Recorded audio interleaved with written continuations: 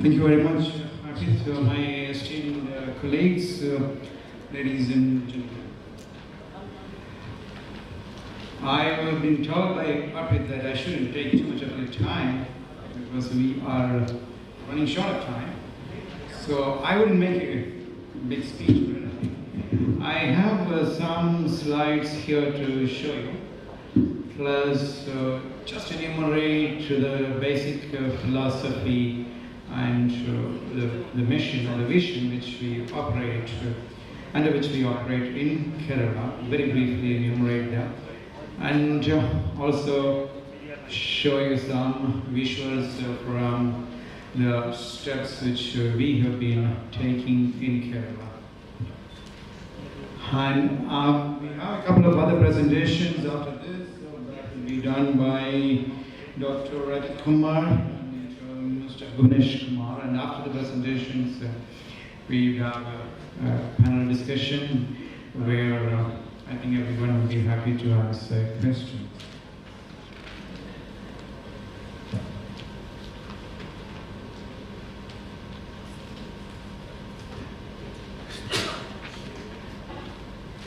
Okay. The Department of Labor and Skills is the nodal department for skill development in Kerala. It is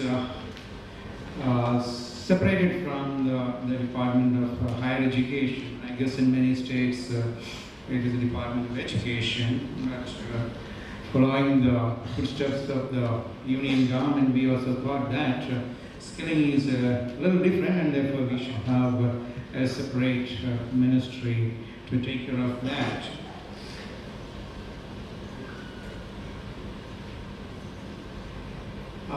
This is actually the genesis of skilling in Kerala. Like every other state government, we started off with the industrial training department, which have been imparting vocational training, and then decided that we should set up a specific agency for skilling with public-private partnership, and therefore a company was floated for this purpose called CASE, that is the Kerala Academy for Skills Excellence. So this is also designated as the State Skill Development Mission of Kerala. Now this is basically our objective. It's very, very simple. The idea is to create a globally acclaimed workforce, because we have found that jobs are what matters, nothing else matters. In our lives, to get along with our lives, we either work for somebody else, as I do, and many of us here do, or you work for yourself, become an entrepreneur. And there are only two ways of doing it. So it is essential that you have the necessary skills, or you gain a competitive advantage. As Michael Porter says, a competitive advantage is what actually gets you ahead of other people, other nations. And this is what we think we have been lacking. That is, we have a lot of people who are skilled, no doubt about that. We have a lot of boys and girls who are educated, but we do not have them. We do not have the skill levels which are on par with what is available across the world.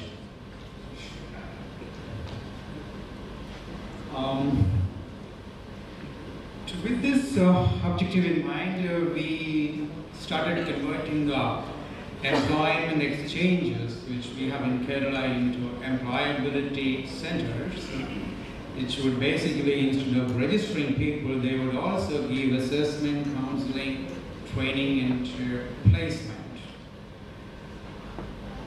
This are some visuals from the employability centers. These employability centers in various districts They look at the aptitude of the candidates who come to them, candidates who are registered. There is some amount of psychometric testing to figure out what exactly they are good for. And there is a career guidance and counseling center attached to them. These are the salient features of the employability centers. Basically, an assessment test is the one which they start with, and we also look at their available jobs and the job profiles, and we also conduct job drives. I wish to show you some of the photographs of these sessions, which are basically ongoing sessions. Again, some newspaper reports and other things. Some of them are in vernacular, so you have to excuse me for that. Some statistics regarding the employability centers, the number of people who are registered since they were set up, and the people who are assessed, trained, and how many have been placed in various jobs.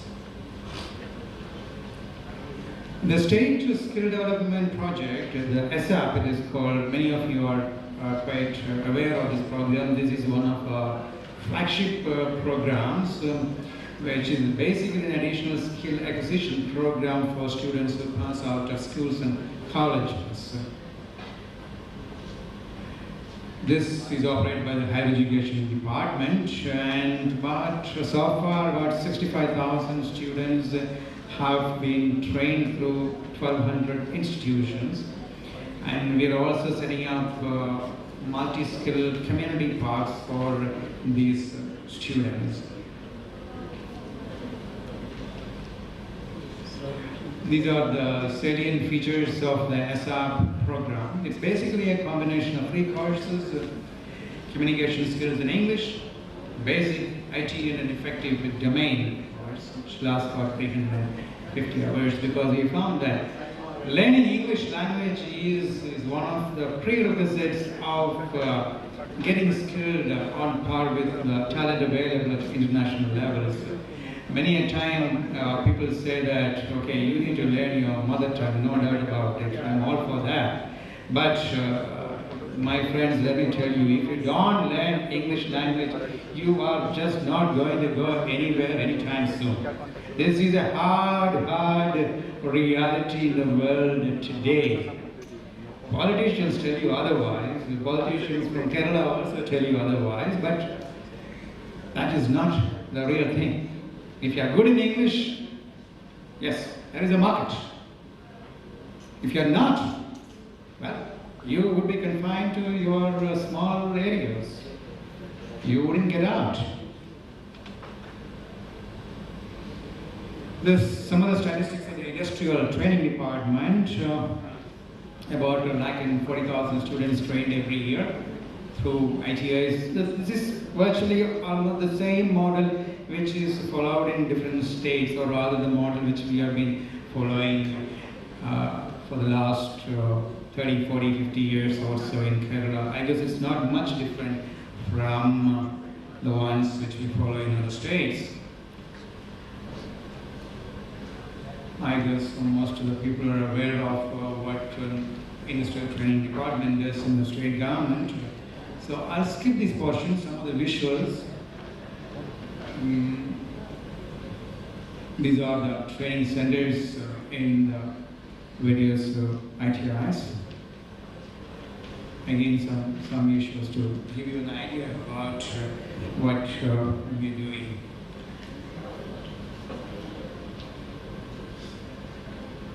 Now, the Kerala Academy for Skills Excellence is a company established specifically for the purpose of imparting skilling to the young workforce. This is now designated as the nodal agency for skill development, all skill development activities in Kerala. We have already gone through that. One of the things about what CASE does is that it's basically an agency which does two things. One is that it provides a certain amount of infrastructure. The second is that it provides accreditation in selected sectors. And these sectors are selected after discussions with industry partners. And basically the model that we follow is a public-private partnership model, where there is also a revenue sharing arrangement with the private partner. And we also demand about 60% placement. So far in all the ventures we have had, there have been about roughly 80 to 90% placement. And basically this is oriented at getting people jobs outside the country.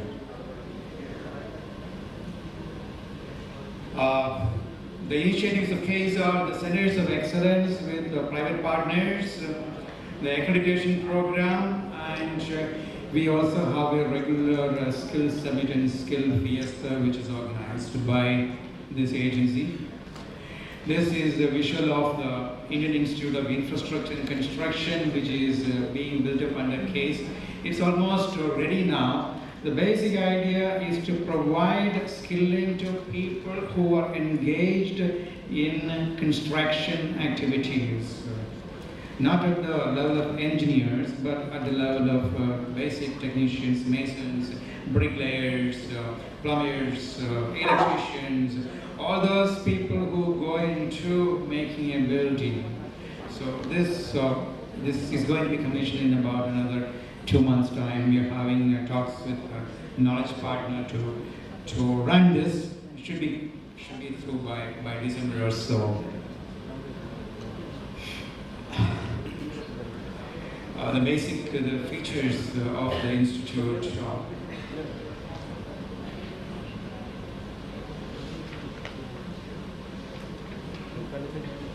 The Kerala Institute of Design is another agency which is run by the CASE, the government, in partnership with National Institute of Design. It is offering courses in lifestyle product designs, textile and apparel design, and communications.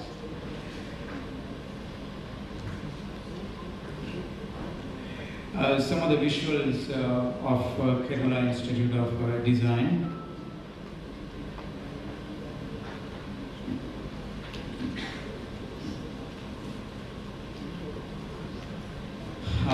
I just quickly go through the centers of excellence which have been set up so far. One is the Nursing Institute of Career Enhancement. The features of this are given. This is partnered with the NMC Healthcare in Abu Dhabi. We have a contract with them. And the first batch of students, we have been able to obtain 100% placement.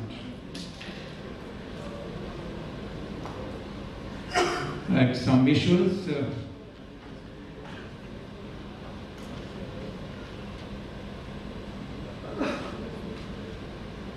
The second is the Aspire program for oil and rig technicians. This is again in partnership with Air Engineering of Qatar. Basically training ITIs, engineering dropouts, and semi-skilled technical boys and girls for jobs in the oil sector.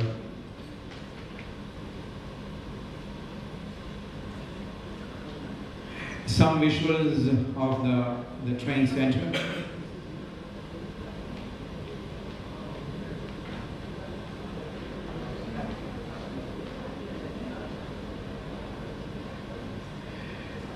This is a Center for Advanced Training in Security.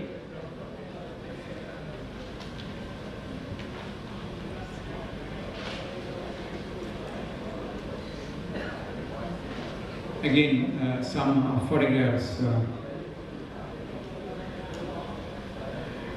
This is basically for teachers, for giving them advanced training. So that the key elements, as you can see, are business literacy, best teaching practices in strategies, ERP, and professional etiquette and language programs. Some visuals.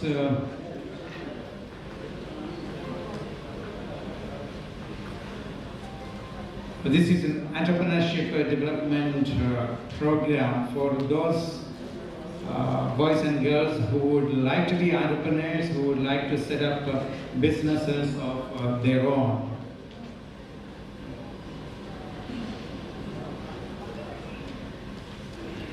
And we are going to set up a few more of such centers in architecture, automotive, Ayurveda, gems and jewelry, media and entertainment, retailing, sports and physiotherapy, tourism and hospitality, wastewater treatment. These are not very traditional what is called sectors, but we have in our experience found out that there aren't too many takers for traditional sectors in Kerala and abroad.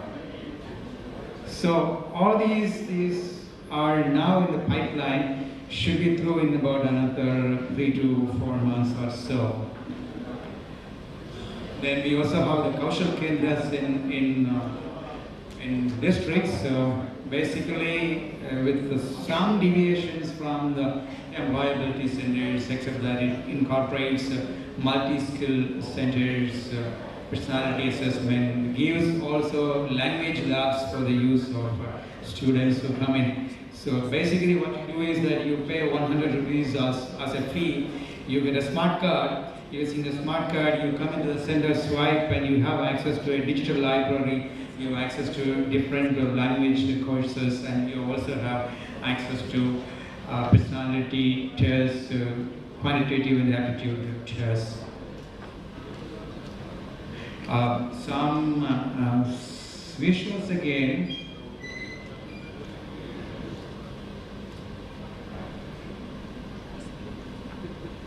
The number of people who have been registered in this Kaushal Kendra so far, and basically statistics.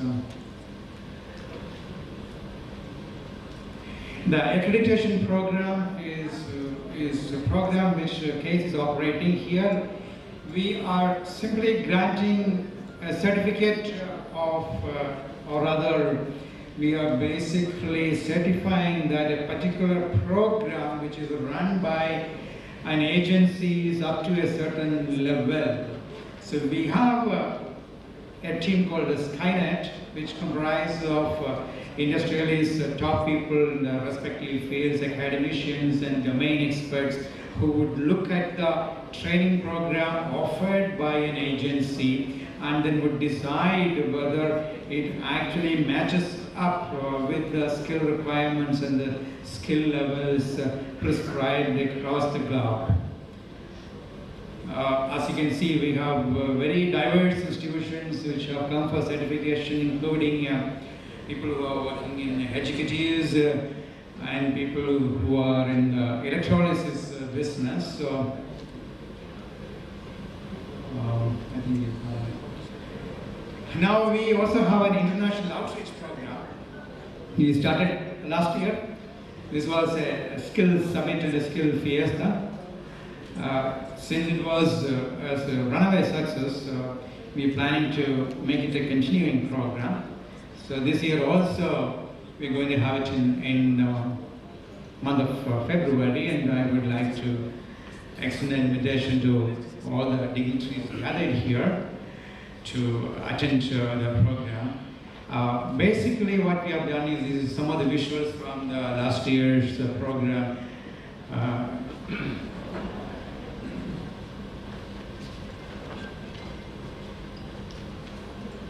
It's basically skill competitions.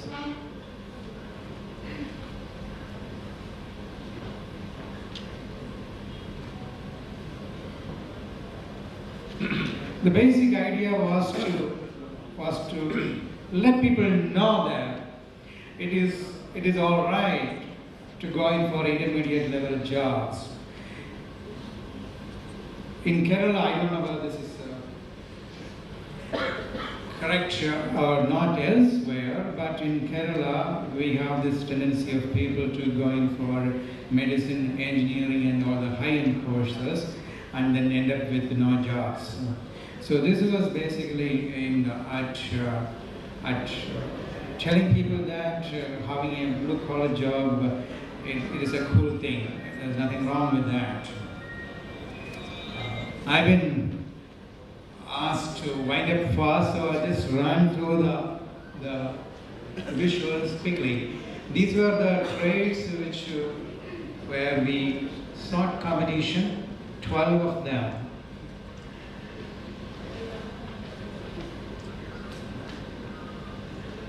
These are some of the visuals of the program.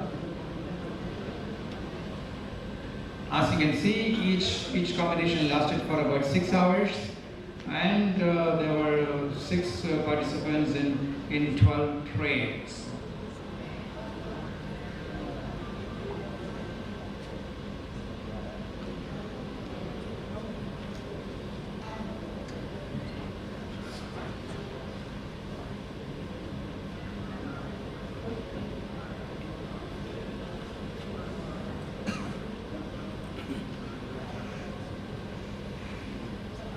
These are some of the future plans. We are looking at an integrated skill park, but this is just in the thought processes, so nothing has really come of it. We are also looking at a national university for skills and innovation, and again, this is basically a concept. I really can't say how it will turn out to be, but this is one of the ideas of the present government. Well, I think that sort of summarizes what we have been doing. I'll just briefly wind up. A couple of things which I wanted to share is that in skilling, one of the things which we have found out is that there is a huge lack of information in respect of the jobs available. That is, there is no demand forecasting in skilling. Nobody knows where the jobs are, and nobody knows what is the number of jobs available. Everybody has some vague idea that some of these sectors are very good and jobs will be available. But when a student or when a boy or a girl comes and asks you, what do I do? And where are the jobs? And how much pays? Which country? Which place? Which state? Our information that is available with us, the state governments, as well as the union government is very low. So now we have embarked upon a study which we have from this year onwards. We are budgeting it as a continuous process. We are sending a team to all possible countries. We are starting with the Middle East this year, going on to Australia, New Zealand, and the eastern countries, and then on to Europe and North America and Latin America. And we want to make it a continuous program. The idea is to see where are the jobs and how many of them are there and how much do they pay. If we are able to provide a concrete information, I think it would be a great help to the youngsters. The second point I want to mention briefly is that we should also be aware of the changing technology. And this is something which has not been factored in by many governments, many agencies. Because there is going to be huge job disruptions in the job market across the world. To give a small example, last week or so, the German parliament voted to say that after 2030, they would not allow any internal combustion engines in Germany. Now this means what? This means what? All those guys who are working in the oil sector, quite a lot of them, and all those people who are driving trucks, petrol trucks and diesel trucks, they're all going to find themselves jobless.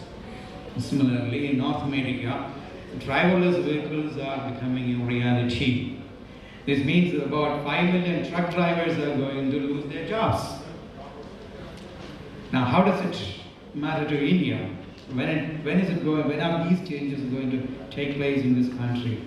I don't know. But at the same time, if you're looking at jobs outside, I think we need to look at the disruptive technologies which are going to come in or which are already coming in and factor that aspect in our scheme of things. With that, ladies and gentlemen, I have taken up a lot of your time, so I'll stop and invite my colleague, Dr. Rajat Kumar, for his presentation. Thank you very much for listening so patiently. Thank you.